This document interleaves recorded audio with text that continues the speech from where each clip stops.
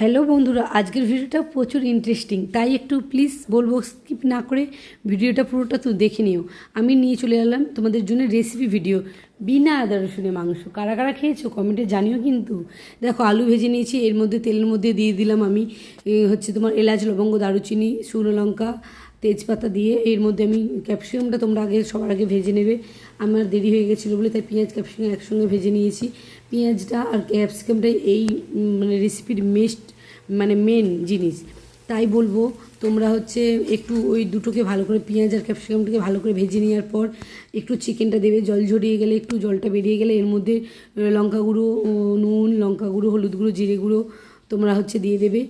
এর রেসিপির কিন্তু কোনো বেশি মশলা না, কোনো মশলা না। টমেটো দিয়ে আমি এবারে নেড়ে নিচ্ছি। তোমরা কিন্তু ট্রাই করো বাড়িতে, কেমন হয়েছে বলো। আমার তো খুব ভালো লাগে। আদা রসুন, যারা যারা আদা রসুন একদম পছন্দ করো না, তারা তো এটা খেয়েই দেখবে। এবং তোমরা রান্না করে আমাকে আমার কমেন্ট বক্সে বলে দিও কিন্তু। থ্যাংক